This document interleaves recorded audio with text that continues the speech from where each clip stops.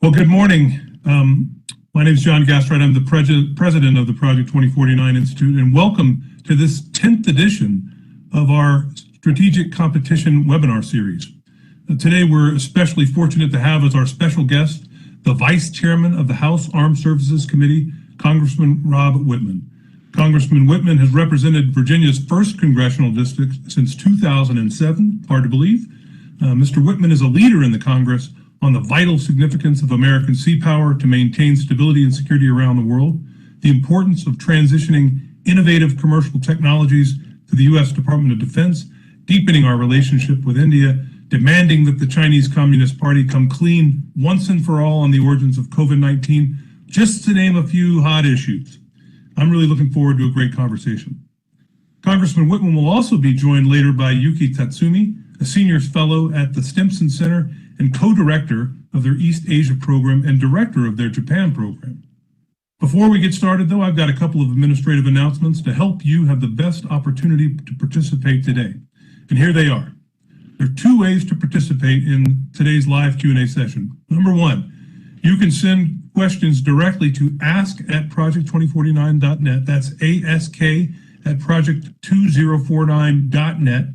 If you RSVP'd for the event, we sent an event reminder from that email just moments ago, and you can respond directly to that email with your questions if you'd like. If you have a YouTube account and are watching this stream on Project 2049's YouTube channel, you can submit questions in the YouTube chat box, and our team will collect them and send them to our moderator, Jen Hong. So please include your name and affiliation when submitting those questions. The questions with names and affiliations get prioritized. With that, it's time to get started. And to kick things off, I have the pleasure of introducing our boss, the chairman of the Project 2049 Institute, the Honorable Randall Schriver. Randy? John, thank you very much. And Congressman Wittman, thank you so much for joining us. It's a real pleasure. I had an opportunity to meet you recently in a different capacity when I was representing the U.S.-China Security Economic Review Commission, and we briefed out our annual report to you, but I've got to say I think we learned more from you than you probably learned from us. Your expertise is really extraordinary in these areas, so was really looking forward to this conversation. So thanks again for joining us. If I could just start with a recent news announcement. We saw the lineup on the new China Select Committee, and it looks as though you will be the senior member there and supporting Chairman Gallagher. Would you mind sharing with us your vision for this select committee and what you believe the agenda will be going forward? Absolutely, Randy. Well, as you know, select committees don't have any statutory power to pass legislation. So our job is going to be to investigate all the different subject matter areas related to China, both strategically, economically, and what China's doing and how it affects the United States. And I believe that we'll have the opportunity to draft legislation and then send that on to the other committees of jurisdiction. So I'm anxious to be an integral part of that committee. We actually met last night to go through some of the thoughts, ideas, and objectives of what we want to do. It's going to be a very intense effort to make sure we get at all the issues surrounding China. I believe that China is the strategic threat of not only this age, but of ages to come. If you look at where we are today and the potential impact of China going forward, it is significant. I would argue historically one of the largest challenges that the United States has faced since its birth back in the late 1700s. This is really the challenge of our lifetime. And we laid out yesterday a number of the areas that we're going to be looking at, not just from the military standpoint, but from the economic standpoint, from the supply chain standpoint. There are a lot of different elements of that, from coronavirus to other things that China does. Also activities here in the United States. I can go down the list of things that they are involved with here that are nefarious efforts to try to undermine the elements of our republic that operates within a democracy, and understanding too that in a free and open society we have certain things that we do just as a matter of our of our Constitution. And the Chinese are very adept at trying to take advantage of that. I would argue, though, that ultimately our system of government prevails, but it is going to take a significant amount of effort. And what we want to do is to point those things out and look at what we can do in all aspects of protecting this nation strategically from this both overt and covert operations by the Chinese to weaken the United States and ultimately China to dominate the world. Well, thank you for that. That's an excellent preview and certainly an ambitious agenda, but a very important one. You mentioned possibly working on legislation and passing it to the committees of jurisdiction. In some cases, you might be passing that right to yourself as a senior member of the Armed Services Committee and the work you're doing on sea power. On the military piece, what do you see as the priorities for the new Congress, very much informed by what you're studying on the Select Committee related to China's military modernization, their ambitions in the region? Are there certain aspects that you're looking forward to working on in the new Congress? Well, I am. I'm very interested in looking at where China is developing their new technology, also what they're doing in essentially stealing our technology, what they're doing too in coercing American companies to hand over technology. We know intellectual property transfer there is rampant in any company that wants to do business there. Also, looking at how technology sometimes gets subverted and transferred to China, bypassing the ITAR regulations. I think all those things are things that we have to look at. The most important element, Randy, of what I see the United States has to do is look at opportunities to be able to move ahead of the Chinese. And listen, there's some exciting areas there. I think in areas like 5G technology, where we've finally been able to say, no, we're not going to allow Huawei hardware to be put in place here. There's incredible advancements in 5G technology taking place here. That's one place where we can step ahead. What's happening too in space to be able to not only catch up, but to move ahead of the Chinese in all orbitals for constellations, both low Earth orbit satellites, mid Earth orbit, and geo orbits, I think are all going to be incredibly important and a great opportunity going forward. Another thing too is looking at how we operate from a different perspective.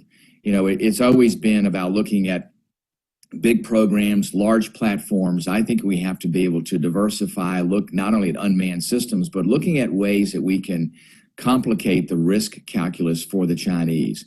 And also looking at how do we do that within a finite economic space. Listen, we're not going to see the massive increases in the defense budget that we've seen the last couple of years. That's just a reality of what we're going to have to deal with. So the question is, you know, how do we do things like make $858 billion operate like $1 trillion? I mean, I think we can do those things, and the Pentagon is going to have to be part of that. We're going to have to look at doing things more efficiently. The way that we succeed strategically is to make sure that we get more per our dollar than the Chinese get per their yuan. We can do that. We have done that in the past. We have to continue to do that. Two other things, Randy, that are incredibly important going forward. The United States cannot do this all by themselves. We do not have by ourselves the wherewithal to counter China and the things that they're doing and spreading their tentacles into other areas and things like relationships with Russia. We have to develop even stronger partnerships with nations around the world, but most importantly in the Indo-Pacific. The Quad agreement, I think, holds a lot of promise. The same with the AUKUS agreement. We also have to make sure too that we are leveraging private capital in the United States. There are a number of individuals that want to invest in emerging technologies that have direct applications to deterring China, to providing a strategic overmatch against China. We need to leverage those private dollars. We need to do things to make it easier for startups and emerging technologies to be applied within the defense world. So those are things that I'm going to be focused on. Those are things I'm going to be very excited about working on and advancing. And I believe putting the United States in a strategically advantageous position in this competition with China. Well, thank you for that answer. A couple of follow-ups. You put a lot on the table there. I'm encouraged by your commentary on what some people refer to as the run faster side of this, continuing to out-innovate and keep the technological edge. That's absolutely critical, and that is a way, I think, to get more capability per dollar. But in some instances in the Indo-Pacific, quantities do have a quality all of their own, given the tyranny of time and distance and the vastness of that ocean. And you've talked a lot in the past about naval shipbuilding in the United States, and that's a place where we start at a quantitative disadvantage. How do you see the future of our surface fleet and that sort of asymmetry that we're living with? How does that figure into being appropriately postured for this challenge, in your opinion?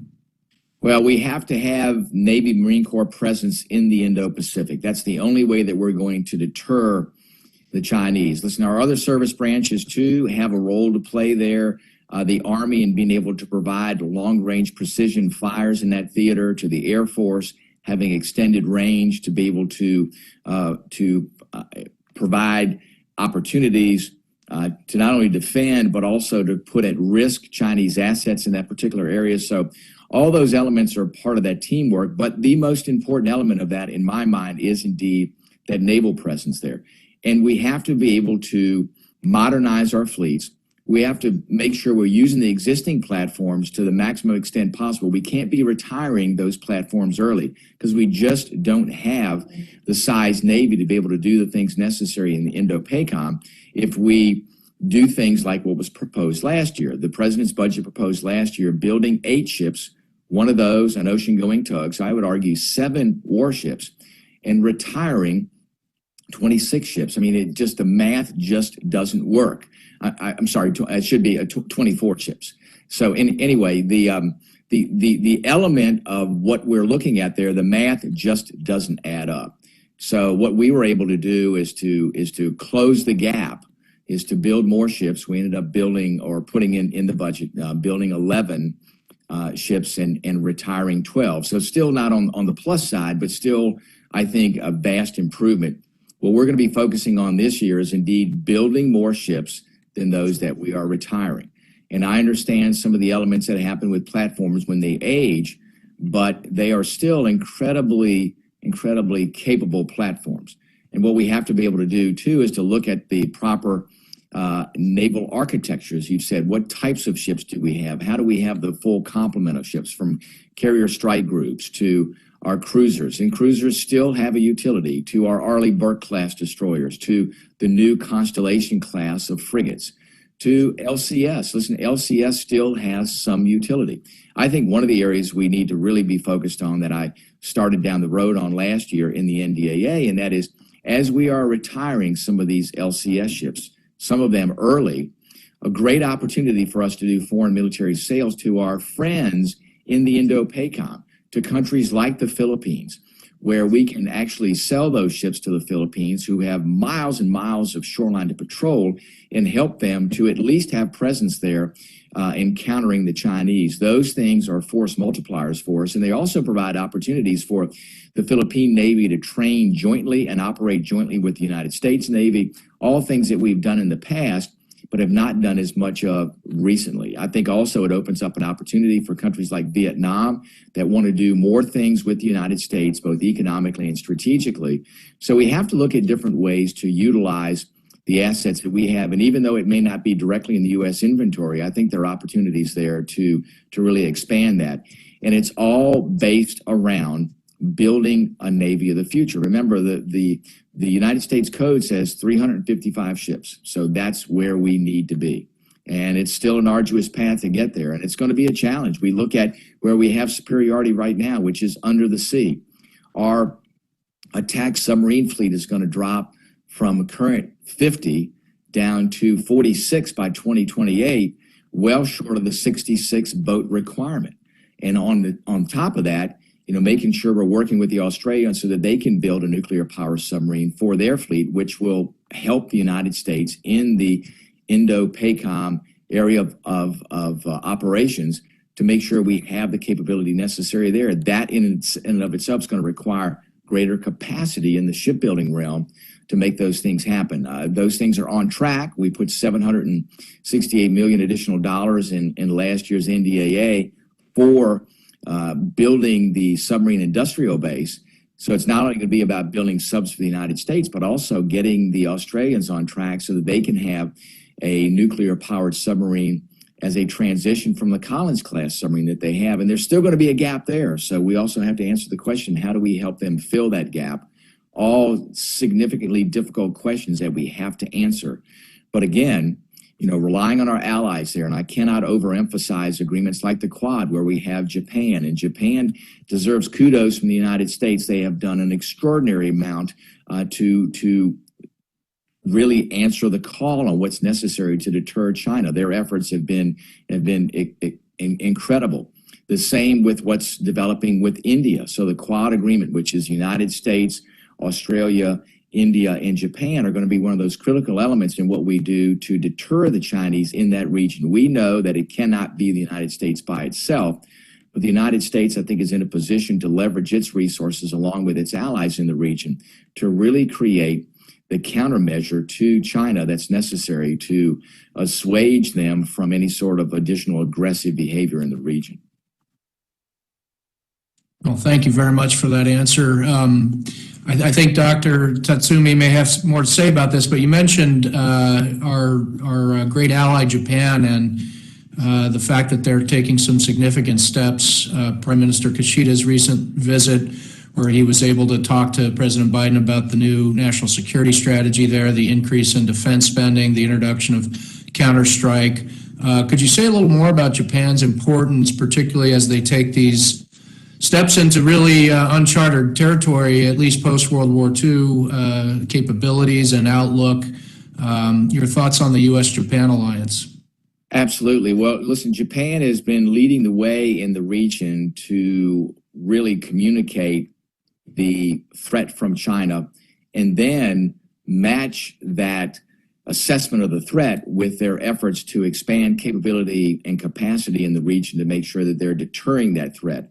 And they've been an exceptional partner with the United States, and for that matter, other countries in the ASEAN consortium, and making sure that they're doing everything they can to counter the Chinese. And it's required a significant change in how Japan operates. Obviously, for years, there had been some constitutional limitations on what Japan could do.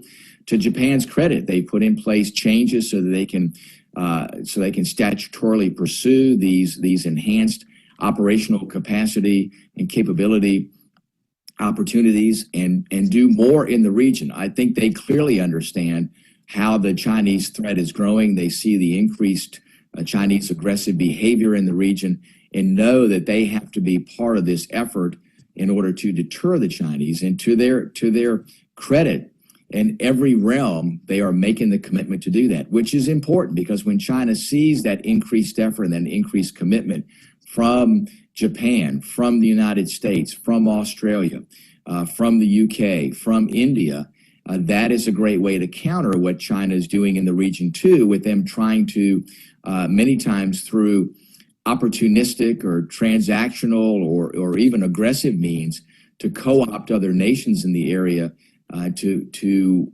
be friendly or to be helpful to China. We know the way that we counter that is to make sure we have strong relationships with others in the region. Japan's at the very top of the list of realizing how powerful that is and what they can do to enhance not only what they do to deter in the region, but also their relationships with other countries in the region. And they've been very helpful with the United States to have conversations with other nations there. They're being courted by the Chinese to make sure that they understand what they can do in relation to the relationships with their countries and Japan, as well as the United States, Australia, and others in the region. So they've been a great counter to what China's doing in the region to try to expand their reach in the region. Japan has done a great job in countering that with their conversations with other nations in the Indo-Pacific.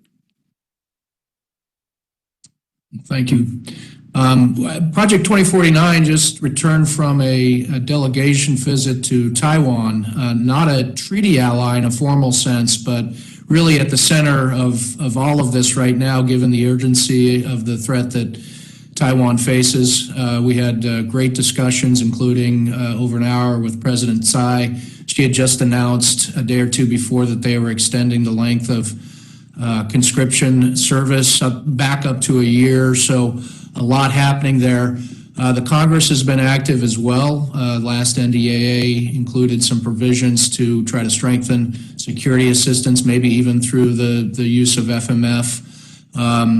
But there's still questions that you hear in Washington about, is there enough urgency? Are they doing enough fast enough given the threat? Are they investing in the right things?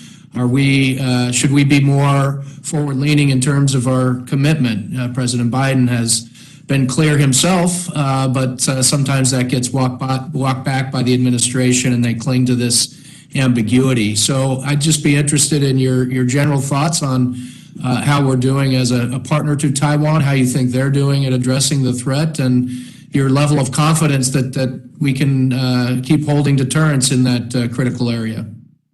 Well, I think we've taken a good first step in this past year's NDAA, but I do think that we need to do more. And the blueprint is what we did to help Ukraine after the first Russian incursion with the Wagner Group to go in there and essentially install their own Moscow's friendly government. And then the people of Ukraine said no. We had an opportunity then to train and equip Ukrainian troops, and we see the outcome of that. The same needs to be put in place with Taiwan. I think there's an incredible amount of opportunity there. I know I've spoken with our National Guard commander in Virginia, our Adjutant General, Major General Tim Williams, about what the Virginia National Guard does in joint training operations with Taiwan. More of those opportunities need to take place, as well as helping Taiwan modernize their military to make sure, too, that they have the necessary capability that can be fielded quickly to deter the Chinese. You know, it takes years to build ships and to do those things, but it doesn't take long to have a very robust supply of mines to be able to mine the Taiwanese Straits if there is aggression that breaks out to where you can deter the Chinese from coming across there and invading Taiwan. The same, too, with having a land force that can make it incredibly difficult for the Chinese to pursue an amphibious landing to be able to go to Taipei and take Taipei. So there are a lot of things that can be done that need to take the additional steps. So I think we've taken a good first step. There have been, I think, very good conversations with Taiwan and what needs to happen strategically. But I think we have a great blueprint in what we've done to help Ukraine and seeing the outcome that that's had and what they've been able to do to counter the Russians. I think we can do the same thing with Taiwan. The key is can we do it fast enough? As the old song goes, we have a long ways to go and a short time to get there. And I believe that's indeed the situation. I think this year you'll see much more happening in the NDAA, and it'll be a point of discussion, too, for the Select Committee on China. Great. Well, thank you. You know, you started your first comments by saying we haven't seen a threat like this maybe since the beginning of our republic. And I immediately thought, well, the White House was burned in 1812, and I went through these scenarios in my mind. But when you think about it, the devastation of COVID, the devastation of fentanyl, these are all originating from China, and the Chinese are less than helpful in helping us deal with this. So, you know, as I thought through that, I think you've definitely identified the nature of this strategic challenge. But you look at COVID, you look at fentanyl, you look at Chinese influence in American institutions like academia. How do we get our hands around the domestic challenges here in the United States that China is posing, which I would argue is every bit as threatening as somebody trying to burn the White House in 1812? I would agree, Randy. The efforts of where we see fentanyl flowing across the border, most all of it originating from China, the outcome of COVID originating in China, the things that we see happening in our academic institutions with the rise in the very aggressive efforts by Confucius Institutes, the efforts by Chinese entities to buy U.S. agricultural lands. You can go down the list of things that are happening within the United States, and as well as those things that are happening through sources in digital media that seek to move public opinion, to be able to create certain dialogues in ways that obviously create challenges for the United States. I think all of those things we have to look at in summation to determine how do we best counter those. And again, we operate under our structure of a republic, under our Constitution, as a free and open society. The Chinese take full advantage of that. And listen, there's nothing that we should do in any way, shape, or form to impinge upon our freedoms and liberties. But what we do have to do is to be very mindful of the insidious behavior of China and look for ways to be able to counter that. And those are going to take some pretty vigorous debate. A great example would be the purchase of farmland. You know, I'm always reticent for the government to get involved in interacting in how the sale of real estate should take place. But I do think there's probably a place to have a discussion to say, okay, with certain entities, you're going to be prohibited from purchasing properties, whether it's agricultural lands, or we see the Chinese too purchasing strategic blocks of property around our very secure military and testing installations. All those things, again, very insidious efforts to be able to gather intelligence and to gain an advantage strategically against the United States. So I do think we're going to have to get into the realm of saying, no, we're going to prohibit these sorts of sales of any of these assets in these areas because we believe that they are a threat to our national security. So we're going to have to think differently. We're going to have to be able to also act quickly. You know, it's not just in the realm of land transfers. It's also what's happening in financial markets. Again, the Chinese are using to their advantage how certain investment vehicles are being used. And it's amazing to me how many of these investment entities today are using ESG, environmental, social, and governmental determiners in how they make investments. And many of those investments are going to firms in China, some of the biggest human rights abusers on the face of the earth, which are completely counter to ESG goals, yet massive amounts of investment are taking place there. And it's not only what's happening in our exchanges where over 1,000 companies are being traded there, but also it's what's happening in those off-market areas, those exchange-traded funds, those A-shares, and also bonds that are being sold by China that send money directly to the CCP. All those things have to be addressed, and there's some of the subject areas that we brought up yesterday and what we're going to be addressing in this Select Committee on China. I'm going to be sitting down with a number of members of the Financial Services Committee, folks like Andy Barr and Blaine Lukenmeyer that have dealt with this and looked for ways for us to be able to get into those realms. So that's kind of a scope. You know, we all kind of think about the hard power issues that we have to deal with, and they're real. But some of the more insidious efforts by China are not the ones that make the headlines, but the ones that actually are feeding the beast that potentially can consume us. I really appreciate you raising those issues. At our institute, we have an initiative to look at the economic aspects of strategic competition with China. Our theory of the case being, in many ways, these are sort of the laggard areas. Our economic agencies for decades have been of the mindset to get American business into China, create joint ventures, create opportunity, and now we're sort of asking them to reverse course. But a lot of those issues you mentioned are going to be extremely challenging, and we're a nonpartisan institute, but if I could just for a moment say, but for Republicans to really be in the lead in saying, you're not going to be able to invest capital where you would otherwise want to invest it. You're not going to be able to sell property in the United States where you otherwise might be able to sell it. So how do you have that conversation with the American people and really persuade people that there may be some costs, there may be some temporary restrictions on things they might otherwise want to do in the economic space? How do we carry this conversation effectively to the American people to be able to really implement this agenda? Well, Randy, I think there's an emerging understanding with the American public about the extent and magnitude of the threat that China poses to the United States. And I think as we've seen in past times in history, I think the American public is very willing to make sacrifices if they know what the sacrifices are for. You know, if you're asking them to do things and they don't see a utility to it, it's very difficult to convince them. But I do think that there's an emerging understanding with people to say it's not a good thing for the Chinese to be buying up massive amounts of farmland. It's not a good thing for the Chinese to be buying up strategically important properties around our military institutions. It's not a good thing for what's happening in financial markets to send money to China only for that to be used against us. It's not a good thing for companies to hand over their intellectual property 3, 4, 5 years later, find that Chinese companies have actually copied what they're doing and are now marketing the same things that U.S. companies are doing. So I think people are seeing that for what it is. And we talked about it last night. There will be a cost, and people are going to have to understand that this is not going to be without some sacrifice across a number of different areas. And what we have to be able to do is to communicate the true magnitude of the threat, what the consequences are if we don't act, and then how taking some upfront costs now will save us many dollars and the actual future of our nation in years to come.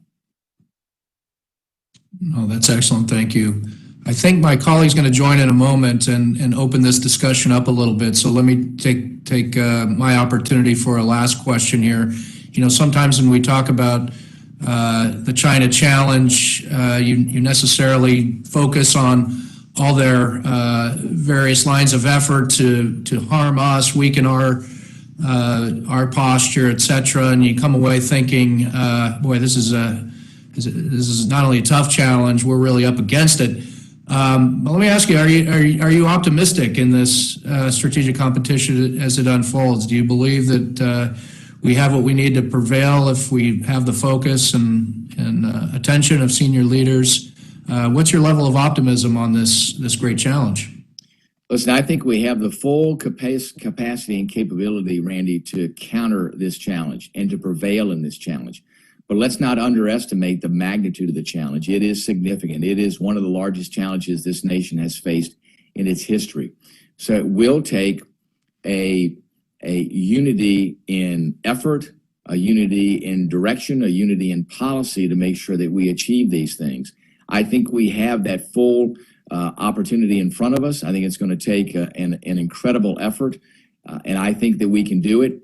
But let's not underestimate the challenge in front of us, and let's not underestimate what it will take to be able to counter the Chinese, because they've been at this for a long, long period of time. In fact, I would argue from 9/11 until just about 5 years ago, there was a complacency in addressing what was happening on the strategic and economic side in China, as it was now working to place itself in a dominant position against the rest of the world. And where I think you saw a turning point was in the United States. It's been about 5 or so years ago where the mindset started to change. The mindset went from, oh, we can engage China, we can be in their markets, we can get them to be a partner with us, and they'll be benign in how they deal with us. And we saw that that was not indeed the case.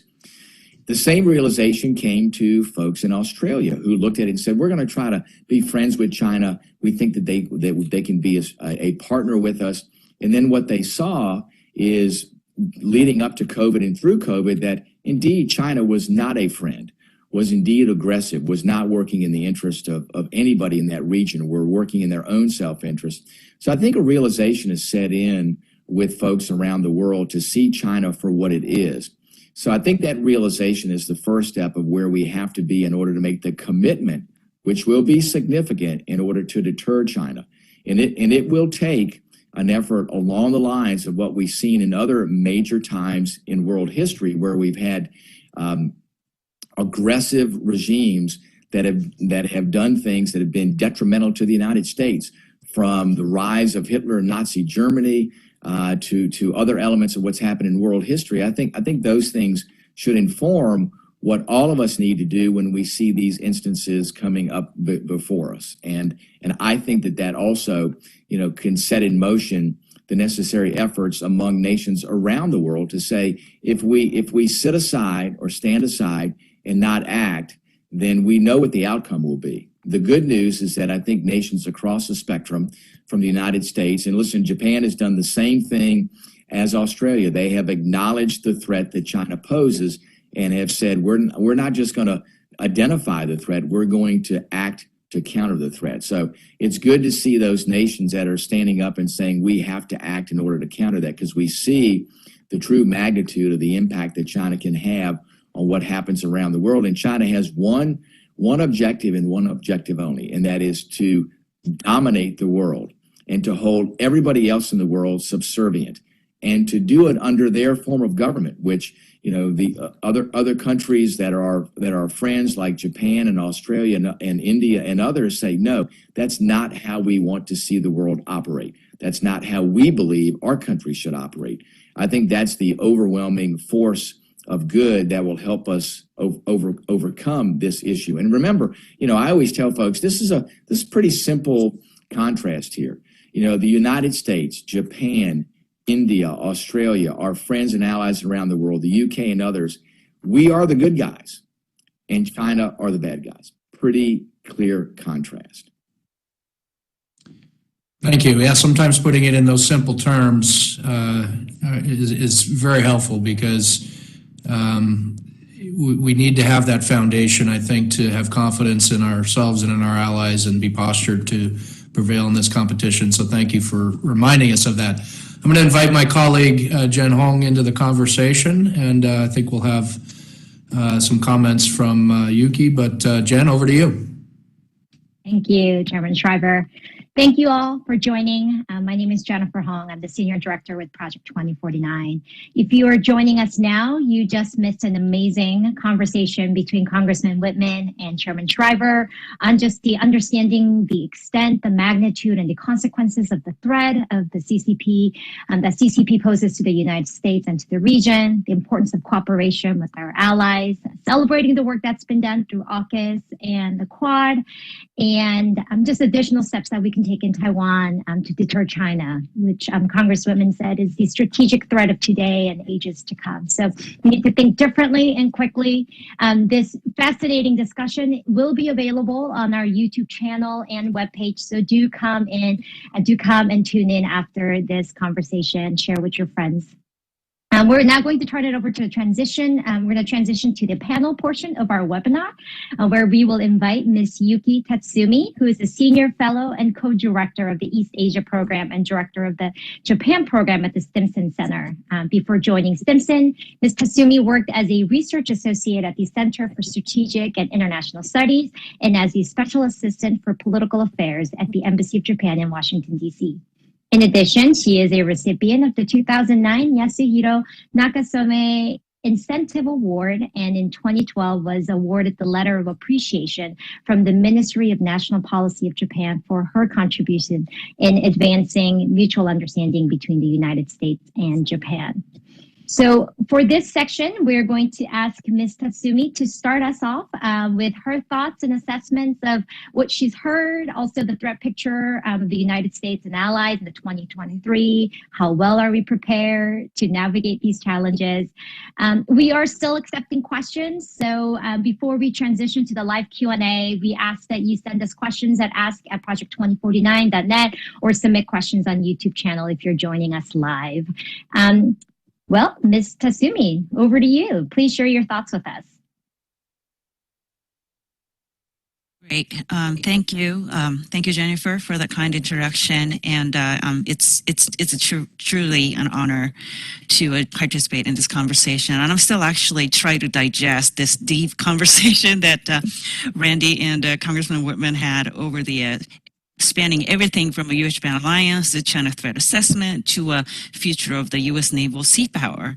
So it was a truly like interesting and thought-provoking, and I really learned a lot from it. So I really don't have too much to add to what Congressman Wittman had already laid out, but if I can add a few points and perhaps ask Randy and Congressman Wittman maybe a question each to you, that will be fantastic.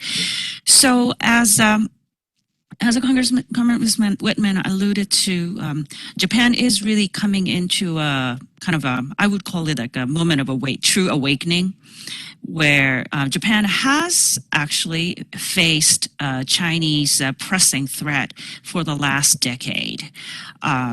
They did have a watershed incident where Chinese Coast Guard, Chinese fishermen rammed into Japan Coast Guard ship over in the East China Sea area, and when Japan took a very firm stance against it, tried to prosecute the captain of the fishermen.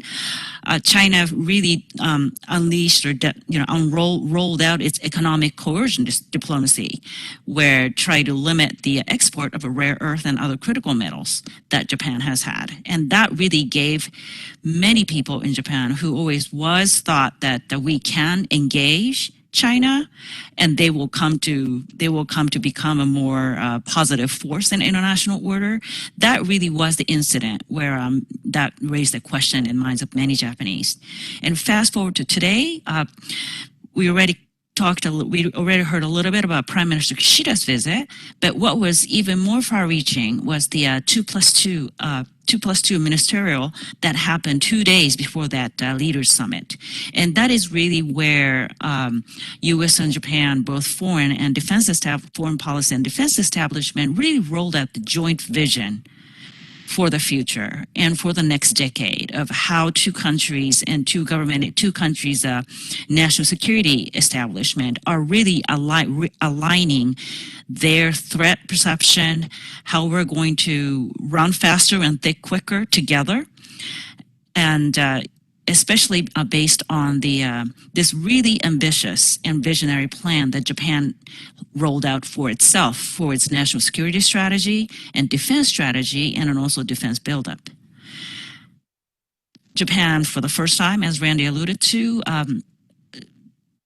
declared that it will introduce counter-strike capabilities, and also really begin to invest in some of the critical technologies. And they're particularly interested in unmanned, given the aging population, and they're foreseeing a challenge in the manpower. So they are started thinking seriously about what is the best mix of unmanned and a manned platform, and how they will not just work together within Japanese systems, but then also first and foremost be able to work that seamlessly with the U.S. So this is what brings me to my questions. So to Congressman Wittman, I really heard it with a great interest about your concern about the future of a U.S. naval shipbuilding and naval surface fleet and so forth. Japan really has a similar problem, but then also, as you know, U.S. and Japan Navy-to-Navy relations have this seven decades deep relationship, where 7th Fleet is home ported to Japan, and then also 3MEF has been headquartered in Japan, and Japan has been the proud host of those headquarters. And I think moving forward with this very ambitious plan that Japan has for itself, for the defense industry's revamping of it, it really defense industrial base between the two countries can really work together as a force multiplier. You already mentioned AUKUS, but how do you see, especially that you have so much of your forward deployed forces deployed in the Indo-Pacific region, and obviously geographically, Japan can solve a lot of those tyranny of distance issues for the U.S. forces that are forward deployed. So I just wanted to tap into your thought on how you could envision this industrial partnership not just between U.S. Japan, but then you already mentioned Quad, AUKUS, so basically the coalition of allies and partners in the Indo-Pacific. And for Randy, very quickly, I really followed the last year Taiwan Policy Act that was introduced in the Senate with a great interest. Many of the key element of that is incorporated into NDAA already. But now that the Republican has the majority in the House also, that how do you see do either of you see the similar version of the policy maybe introduced, being discussed in the House side as well?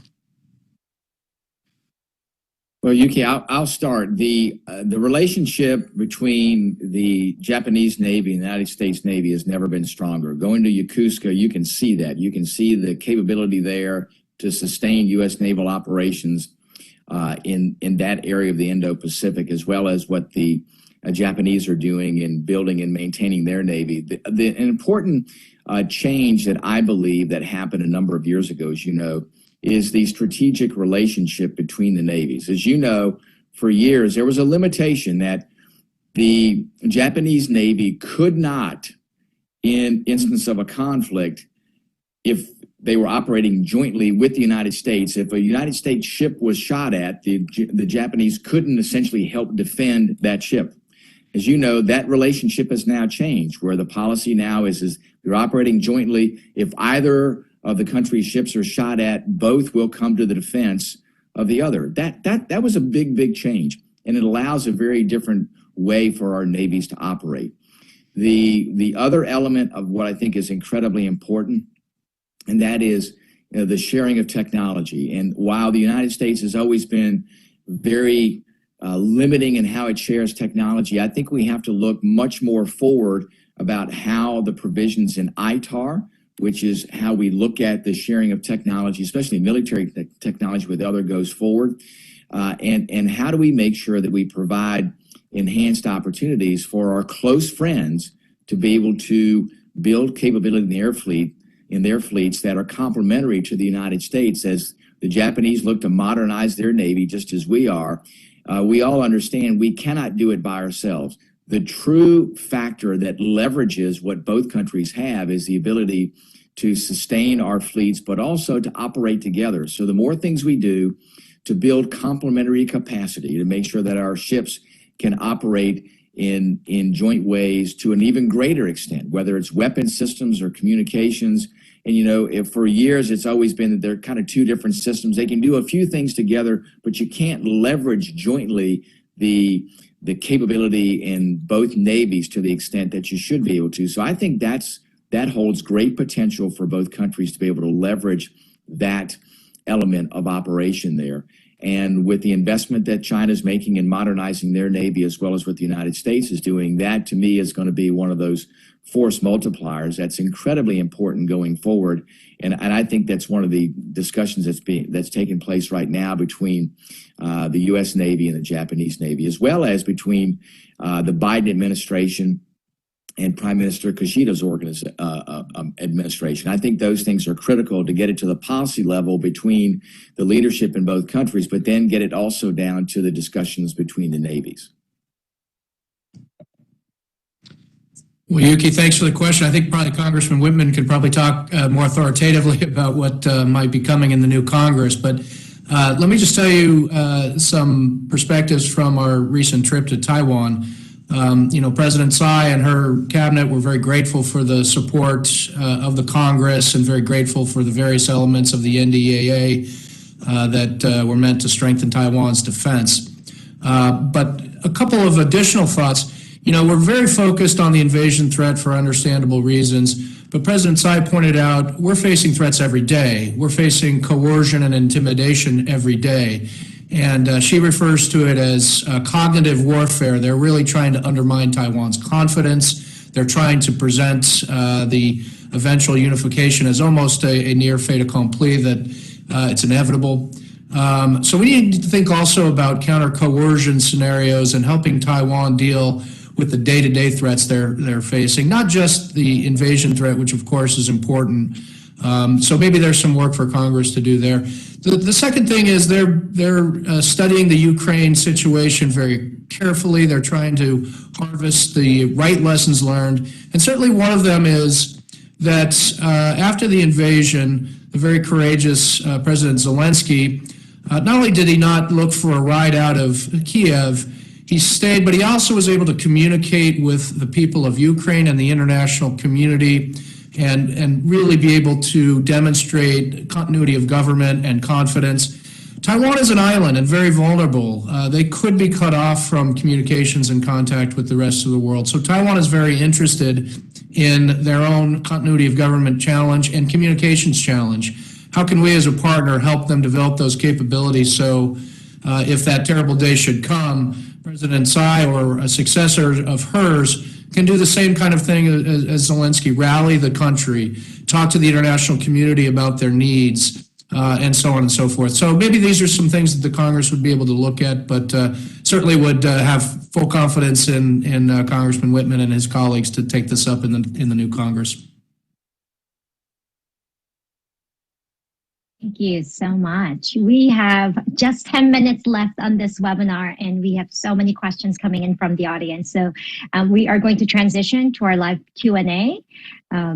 First question, actually, we're going to combine the first question, and these questions are from Joseph Bosco, who's former China Country Desk Officer in the Office of Secretary of Defense, and Russell Shao from the Global Taiwan Institute.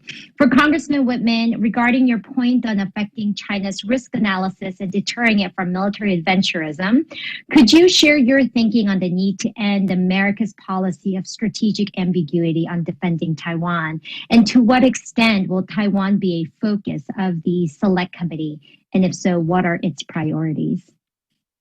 Well, Taiwan will absolutely be a focus of the Select Committee on China. In fact, the Chairman Gallagher, would like for us to hold a hearing in Taiwan, which I think that we will do. I think that'll be incredibly meaningful to the world as well as Taiwan. The issue, too, of whether strategic ambiguity is the right posture for the United States to take, I think at this particular point, being very direct with China as to the outcome of their efforts to reunify with Taiwan needs to be very, very direct. And strategic ambiguity doesn't do that. And to somehow think that pursuing strategic ambiguity is not going to be provocative or is going to some way cease the aggressive behavior by China, I think is just a misnomer. I mean, you see how belligerent and aggressive Xi Jinping is and the CCP in China. And let me emphasize, too, you know, we use the term China in the broad perspective, but I want to make sure that people understand that the efforts that we see from China are the CCP. It is President Xi. Many of the folks in China are there, trying to do their best, but under the auspices of this communist government that is pursuing these aggressive policies. I don't think strategic ambiguity gets us anywhere because that policy through years was thought to bring the Chinese along in a benign way. And we've seen the Chinese have no intention to do that. So strategic ambiguity, I think, is not the policy going forward. I think you have to take on the Chinese head on. And I think the only thing that the Chinese understand is a counter to their aggressive behavior and making sure that they know that they cannot continue this bullying behavior because there will be a consequence of that. Now, listen, we don't want that to escalate into warfare, but if necessary, we will defend. But the key is to be able to deter. Deterrence is job one. The way you deter, I believe, China is not through a policy of strategic ambiguity, but through a policy of realistic deterrence through all means, whether it's through what we do in the United States to counter what China's doing here, what we do economically, what we do strategically. Those are the elements that will work. Those are the things that will stop or counter Chinese efforts. Strategic ambiguity will not deter the Chinese. Okay. Yuki? Yes, I do have a quick follow-up that I wanted to do with you, Congressman Wittman, in regards to the being direct. Now is the moment to be direct to China is very effective. But then also creating the atmosphere of support for Taiwan is also effective. And I just wanted to get your thought on, I know U.S. and Taiwan and Japan and Taiwan has a two-way, bilateral, very robust congressional parliamentary exchange. And what is your thought about perhaps expanding it to U.S., Japan, Taiwan? That would be a very powerful picture that can be broadcasted to the world. So just wanted to get your thought on that real quick. Well, listen, I think that triumvirate of Japan, Taiwan, the United States would hold a tremendous amount of influence in the region. I think the Congress can do even more. I know that Speaker McCarthy is intending to visit. He made a promise that he would visit Taiwan. It'll be one of his early visits in his tenure as Speaker. I think growing that relationship between the Japanese Diet, between the U.S. Congress and between the governing bodies there in Taiwan are going to be critical. That also enhances the ability for policies and ultimately the adoption of laws by all three countries to be in unison with a focus on deterring China. Thank you so much. Very quickly, Randy, it was really intriguing about your perspective from your Taiwan visit, that how Taiwan faces a challenge every day. Japan is kind of more or less on the same page. And then I think in a maritime realm, I think both Japanese and Taiwanese Coast Guard really brought that face of the challenge. So what's your thought on the perhaps working more facilitating or creating an enabling environment for U.S., Japan, Taiwanese Coast Guard to work together on a various realm on this issue? I think it's a great proposal, particularly when it comes to the maritime domain awareness challenges. When you look at the Ryukyu Island chain and Miyako Strait and how close it is to the northern part of Taiwan and the major port of Geelong, it makes all the sense in the world that we'd try to share a common operating picture, and that can be done.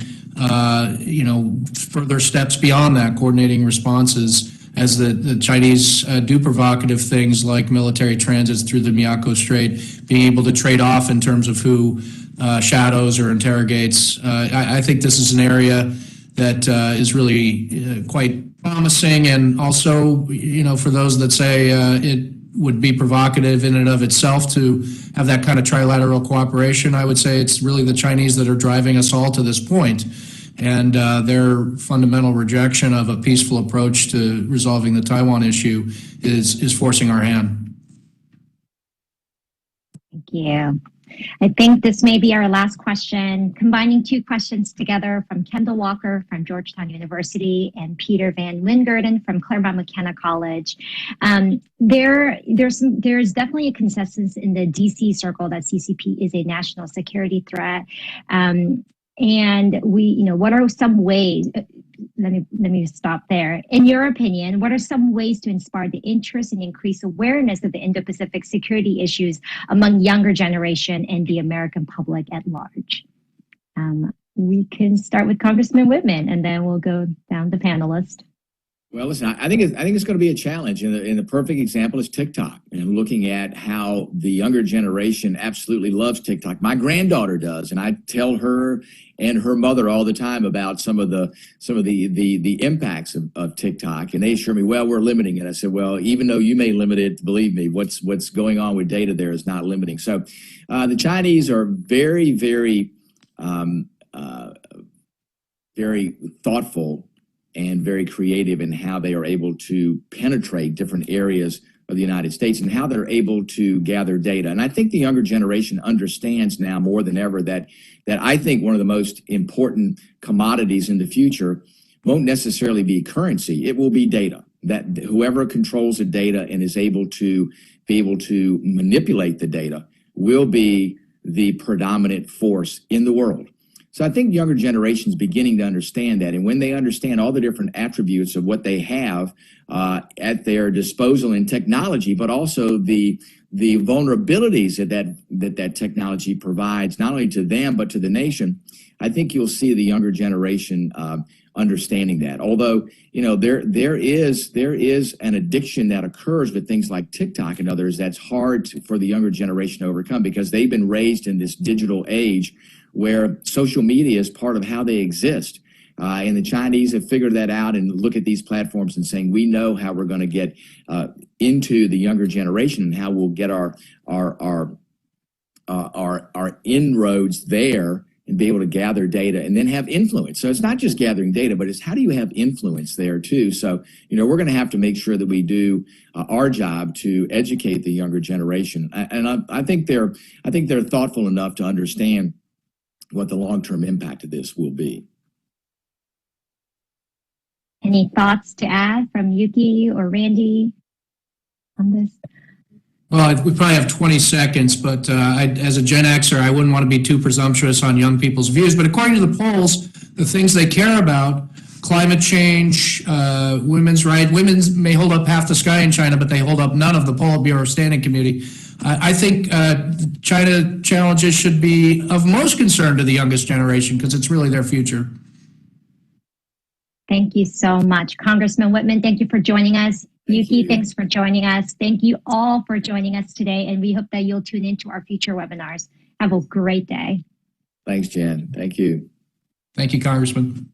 I'm going to kick it down to you. We do have a bit of a delay on this connection, so be patient with us, everyone watching. But I know you've already interviewed a lot of key players who are there today, guys. Tell me what's going on there on the ground. What's the scene like?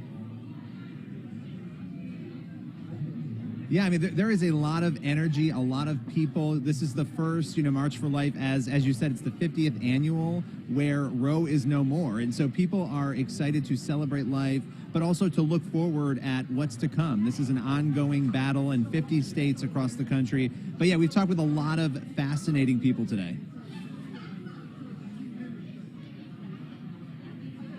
And what is the scene like as far as protesters? I mean, this is something we have seen, Trey and Billy, since the fall of Rhodes. Actually, since the document was, the draft opinion from the Supreme Court was leaked. We've seen some hostility against pregnancy centers and pro-life centers across America.